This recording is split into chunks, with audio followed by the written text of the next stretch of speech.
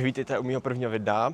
Dnes jsme v Edinburghu a budeme zkoušet 5 nejvirálnějších míst tady. První místo, na kterém vyzkoušet, je Lannan Bakery. Jak vidíte, můžu ukázat. Je tam velmi dlouhá fronta, víte, na konci ulice až za roh vlastně. A vlastně budeme zkoušet 5 míst a budeme je hodnotit od 1 do 5 podle různých kritérií. První kritérium je chuť, druhá je prezentace, třetí je originalita, čtvrtá je cena a pátá je atmosféra. Takže jdeme se podívat, jak je to dobrý. Lannan Bakery byla otevřena v roce 2023 v edinburghské čtvrti Stockbridge a od té doby je virální na Instagramu i na TikToku. Je známá svými masnými croissány, kreativitou a každodenními frontami od časného rána. Každý den se peče čerstvě a často je podáno během pár hodin. Takže jdeme se na to podívat. Hi, can I get a pan au chocolat? The yuzu and lime meringue and the raspberry and coconut? Yeah, okay. Oh, sorry, yeah. Máme nakoupeno a jdem si s tím někam sednout. Paní mi řekla prej, že nesmím natáčet, takže jsem natočil, to jsem mohl. A teď jdeme do nějakého parku se podívat, jsme se objednali. Takže teďka jsme v Jamaica Street. Mi bomba! To je takový potichý, moc hezký. Takže tady asi budeme dělat ten review. Takže to někde postavíme a dáme si jídlo. Tady nechci rušit místní. A jo, super, vidím ty lavičku. To je kočka, bez vědavá. Na otevření, to otevřu, to je jako celkem jako prémiová krabice, bych řekl. Stálo mě to 19 liber, myslím, 20 málo z nějakých 500 korun, 550 korun. A ale vypadá to jako fakt luxusně, a to musím ukázat. Za mě, totální luxus. Jako za mě. Tady máme coconut něco, tady ten normální prostě pana šokolád. A tady to je nějaký citronový. Tenhle byl 4 libry a tady ty byly 7,50 nebo 7 liber, myslím. První máme tady takhle, vyzkouším tady ten. Jo, to něco kape. No, ochutnáme.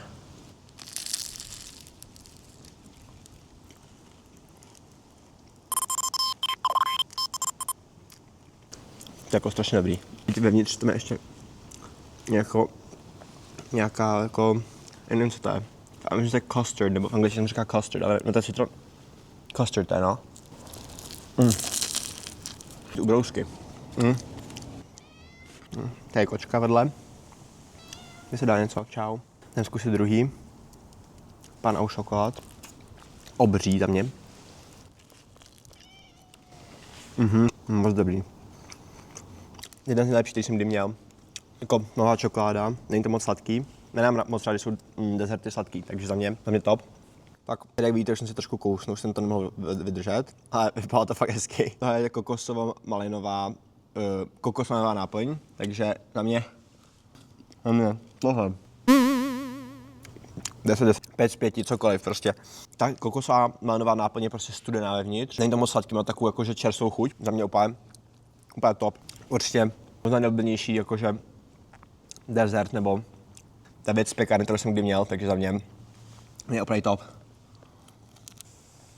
Jen to potřebuje trošku vody, protože je to fakt sladký, jako není to fakt sladký, a když to všechno dáš dohromady, tak je to sladký, no. Za mě nejlepší kokos malina. Druhý místo, tady. Citron. Mám rád takový ty kyselý dezertek, za mě citron. Jaký ten custard, za mě, nebo tvar to není, ten custard prostě. Za mě to jako výborný a pan šokolád je prostě pan šokolád, takže chuť 5 z 5, takové jako dezerty a věci z pekárny prostě nejdete v Česku, nebo vlastně mi přijde, že jsem nikdy neviděl. Prezentace, taky 5 z 5, v tom obchodě je to fakt moc hezký, všechno je hezky vystavený, tohle taky vypadá to krásně, jak jste viděli na začátku, že jsem to teda zdemoloval totálně. Originalita 4 z 5, jako takové dezerty jsem moc neviděl, kokos, malina a ten citronový, ale jako asi by to šlo někde najít. Cena 2 z 5, 1 z 5, platil jsem 19 liber, což nějakých 550 korun. Za mě za 3 věci je to takový jako trochu jako moc. A atmosféra taky 2 z 5. Za to, že jsem musel čekat 40 minut ve frontě. Vnitř mi taky, že nemůžu natáčet, chápu, v pohodě nic se neděje. Bylo to estetický vevnitř, bylo to hezký, byla to prostě pekárna. Za mě, za to jsem čekal 40 minut, to jako nevím, no. Takže dal bych tomu hodnocení 3 z 5. Je to virální místo, je tam prostě fronta, ale že by to tak stálo. Nevím, no. Teď čmela, který lítá. Jdem na druhý místo, což je vlastně blíž centrum, tak jsem to zaujímal centrum. Dáme si nějaký oběd, protože už mám fakt hlad na něco pořád. Pomelo je moderní fusion podnik v jihozápadním Edinburghu, který si získal pozornost díky kombinaci asijských chutí a evropských technik. Menu se mění podle sezóny, ale najdeš tu třeba červené curry silken ve stylu parmižána nebo křupavé nudle s pikantním letým masem. Interiér je minimalistický, je to vevnitř malý, ale je to elegantní a jídla vypadají doslova jako umělecké dílo. Pomelo často doporučují foodblogeři i místní média a proto je tam furt narváno. Ale my jdeme dneska zjistit, jestli to chutná tak dobře, jak všichni říkají, a tak dobře, jak to vypadá. Jsem vlastně u druhého místa. Cesta byla takových 40 minut od toho prvního, takže jsem spocený a měl jsem se namazat opalovákem, protože je krásně dneska. Druhé místo se jmenuje Pomelo, nebude to mít virální místo. Uvidíme, doufám, že tam bude fronta hned za rohem. O tom něco víc řeknu a vidíme se za rohem. Jak vidíte, fronta venku není, ale vevnitř je úplně narváno. Venku mají taky krásné sezení a to je bohužel plno. Takže podíváme se na meníčko a vezmeme si něco s sebou. Hi, could I just get the noodles with braised pork? Yeah, of course. Yeah, that's everything, I think. Amazing. Oh, Yeah. sorry. I'll be right back. Yeah, it's okay. And I'll do your payment. Yeah. You have to go cups? Yes, we do. We've got a tamarind iced tea. Would you like that? Yeah, I'll have that, please. Amazing. Thank you. Jsem se ještě odskočil, třeba úplně ulepený ruce, tady vole pekárny ještě první. Je tady úplně plno, takže jsem si to vzal sebou. To je malá restaurace, tady třeba 3 nebo 4 stoly a objednal jsem si i pití, takže to vezmu tam do parku. Takže objednali jsme si nějaký nudle s nějakým vepřovým masem a nějakou tamarindovou limonádu a řekli mi, že je takových 20 minut.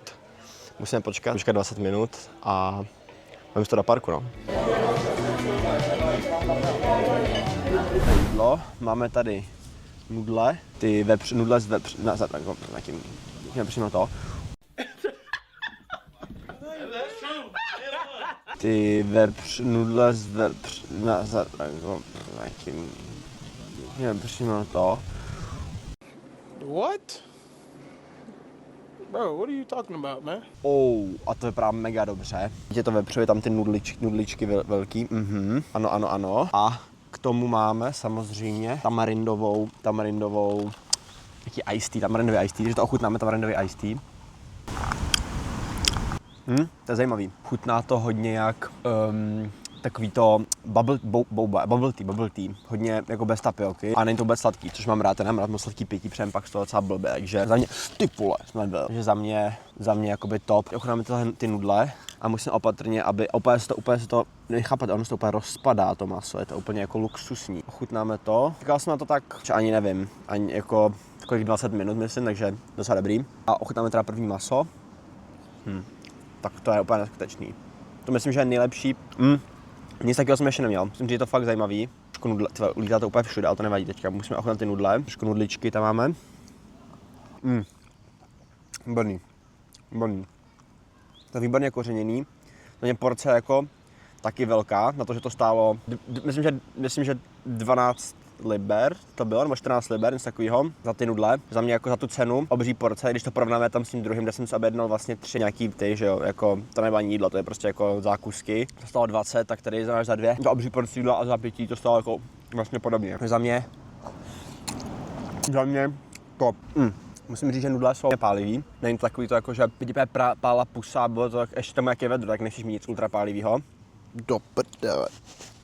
Takže za mě nebylý tričko, ideál, klasika.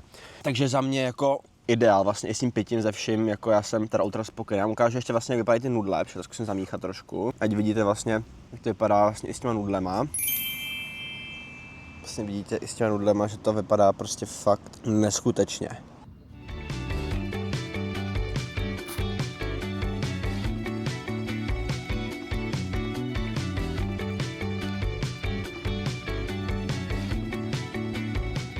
Musím říct, že to maso se úplně rozpadá.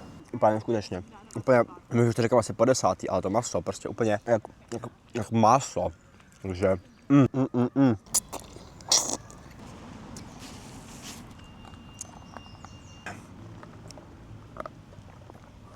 A ten čaj taky teda, musím říct, že chutná vložně jak čaj a ne jak, nevím, jak nějaká prostě zapálivý. Jemně.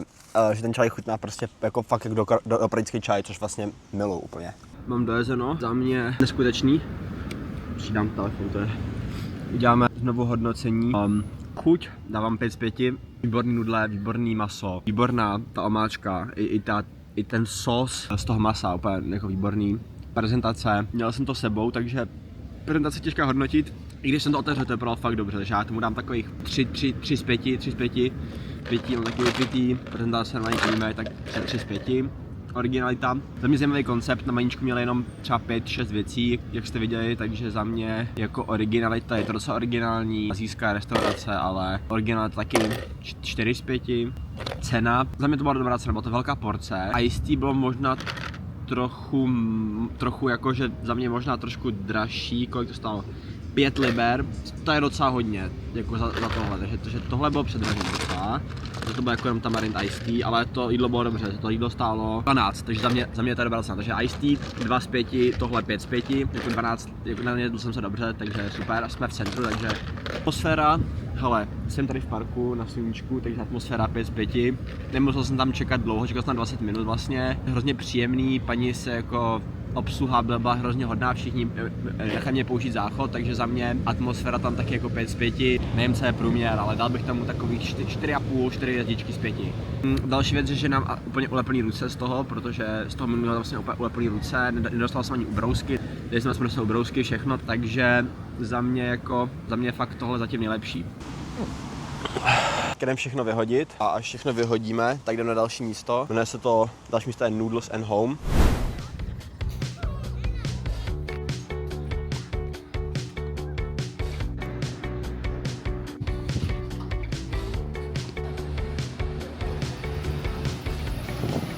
Noodles Home bohužel je zavřeno dneska, nějaká rekonstrukce, ale nevadí, protože tam měli zase nudle. Úplně nemám chuť na to si dávat dvakrát sebou nudle, hlavně jsem docela plnej z těch prvních ještě. Teda na to 4. místo, což je Mary's Milk Bar. Uvidíte, co tam bude, takže tam se vidíme za chvilku. Teďka se přesouváme do centra Edinburghu, kde se jdeme podívat na Mary's Milk Bar. Mary's Milk Bar je malá a legendární zmrzenárna přímo pod Edinburghským hradem. Známá je pro své ručně vyráběné gelato, netradiční příchutě jako levandule, slaný karamel nebo dokonce gin tonic a hlavně ten výhled je možná nejlepší v celém městě.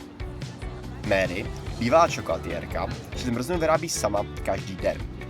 Není divu, že tohle místo miluje celý Instagram. A dnes se jdeme podívat, jestli to je jen turistická pást nebo fakt top zmrzka.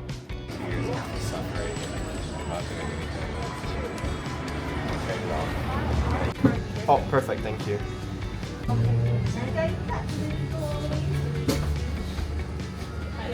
Jsem dostal mrzlinu a natáčím teďka toho o tom Mary's Milk Bar teďka, protože jsem tam fakt byla obří fronta a nechtěl jsem čekat, protože tam bude natáčet tohle.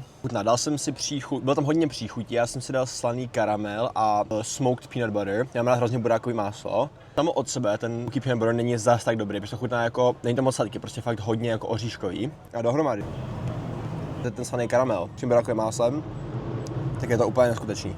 Čekal jsem tam 20 minut, ale za to stálo, jako když jsme dostali dovnitř, to bylo hodně rychlý, takže za mě jako top, no. A zmrzná, fakt moc dobrá, jako kvalitní. Připomíná Angela, to jestli jste byli v Praze. Když se podíváte, tak ten Mary's Milk Bar je hned tamhle mezi těma stromama. Ta je vlastně tamhle až na ty schody. Můžeme dát rovnou hodnocení 1 z 5 při jídle. Tam je cena, že bylo 6 liber 50, 2 kopečky. Kopečky jsou teda fakt velký, takže za mě jako dobrá cena. V těch korunách se ani nechce počítat, ale cena to není hrozná. Chuť, já bych řekl 4 z 5. Je fakt dobrý, je to, cítíš, že to je prostě jako čerstvě udělaný, je to kvalitní, je to žádný přidaný blbosti, je to fakt prostě zmrzlina, je to žádný scam.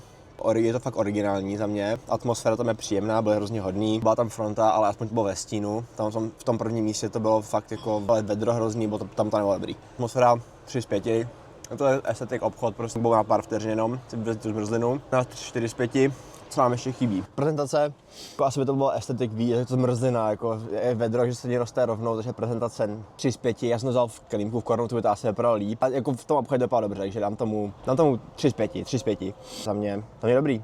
Ještě se tam přemýšlím, tak jeden kopeček stál 4, myslím, 4,50 a 2 kopečky stály 6,40. Určitě bych bral 2 kopečky a vzal bych 2 příchuty, které můžeš dobře jakože spárovat společně. Třeba za mě jako burákový máslo, smoky peanut butter a slaný karamel, salted caramel jsou moje jako 2 nejlepší věci, takže to spojíš do jednoho, jako nemůžu tomu nic vytknout, nebo nemůžu tomu nic vytknout. Za mě určitě top a určitě bych doporučil sem, když máte čas. Je to ve stínu a fronta jako není to nic hroznýho a máte aspoň kvalitní zmrzlinu, kterou víte, že je prostě kvalitní.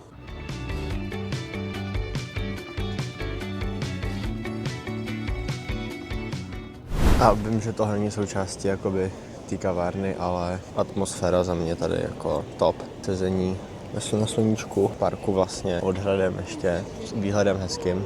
Takže atmosféru přidávám ještě 1 hvězdičku a můžeme se přesunout na další místo, na poslední místo. Při editování jsem ztratil hlas, ale to nevadí, protože se přesouvám do prémiového food hallu na 4. patře St. James Quarter v Edinburghu, Bonnie & Wild. Bonnie & Wild byl otevřen v červenci 2021 jako součástí ambiciózního gastronomického projektu šéfkuchařů jako Gary McLean a Jimmy Lee. Bonnie & Wild nabízí víc než jenom stánky.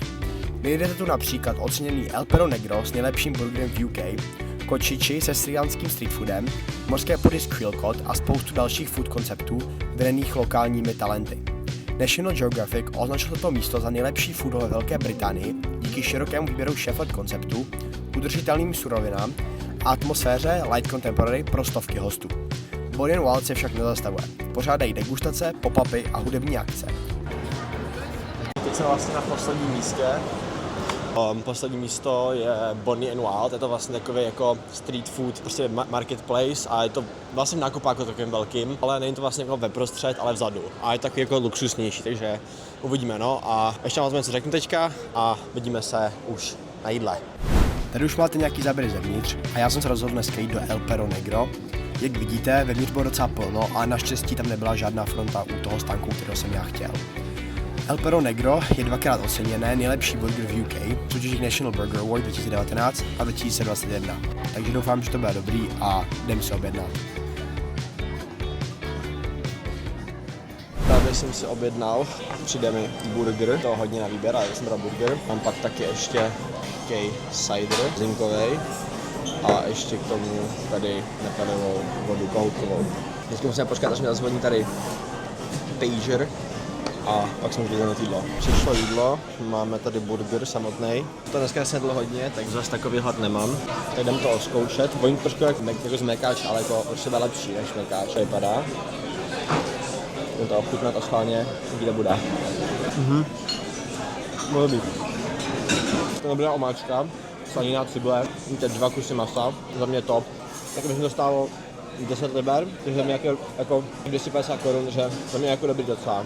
No tady jsme v Anglii, za mě top. Porka mi nevadí, burger, no slanina, tak mám výborný. Jsem skoro dojezeno, burger dobrý, dělá poslední kousek. To je napsané, že to je UK's best burger, tak nevím, je to fakt dobrý. A už jsem docela plný, takže myslím, že už to víc nesmím, ale UK's best burger tady to hodně, ukážu tady všechno je, to fakt hodně. Já jsem si dal El Perro Negro, černý pes, jedna určitě možná z nejlepších. Je to kvalitní, jako viděl jsem, co tam dělají, takže jako všechno dobrý. A venku ohodnotíme z 5 hvězdiček, jaký to tady fakt bylo. To je to, že mám jak spálený ksicht z toho, no. Ne, asi, no z toho možná, jak jsem stál venku. Nevadí, no. Za mě hodnocení z 5. Chuť, burger byl dobrý, normálka, 10 liber, myslím, že to bylo úplně v pohodě. Jako cena možná byla trošku hodně, že možná 2 z 5, chuť, ale jako dobrý, bylo to fakt dobrý. 3, jako byl to burger 4 z 5. Ještě to originalita, jako je to burger, originalita to byla taková 1, jako nebylo 1 z 5, prostě 1 z 5, ten nebyl asi tak originální, jako bylo to jako ten koncept, že tam máš tolik vlastně jídelních míst na místě, je to jako byla taková jídelna, ale tím, že tam byly hodně rozdílný vlastně ty restaurace, že za mě, že to je v nákupáku, tak za mě jakoby dobrý, takže originalita 2 z 5, cena, už říkal, a atmosféra mu dám 5, protože to bylo fakt fajn, že se tam mohlo z toho hodně vybrat. Bylo tam hodně lidí, hodně místních lidí bych řekl, takže lepší než jako sami turisti. Bylo tam šel si vybrat, takže atmosféra taková 4, no. Takže no, že to je všechno. Tohle byl poslední, který jsme ochutnávali a jdem na outro. Že jo, všechny podniky, co jsme dneska zkusili, byly fakt virální a většinou je dost povedený. Nejvíc mě překvapilo Pomelo, protože měl perfektní kombinaci chuti, originality i servírování, takže u mě je jasný vítěz a hodnotím 5 z 5 v každé kategorii. London Bakery byla zážitek. Pečivo nebo zákusky byly výborný, ale trochu drahý na to, že to byly jenom zákusky, takže za mě 4 z 5 kvůli té ceně. Mary's Milk Bar, skvělá zastávka na slikou tečku s výhledem na hrad, takže za mě 4 z 5 taky. A Bonnie & Wild, super koncept food hallu, kde si každý najde to své. A burger z El Pro Negro byl fakt top, ale dávám tomu 3 z 5. Pokud se ti video líbilo, hoď like, odběr a napiš do komentářů, co bys chtěl vidět příště. Čau.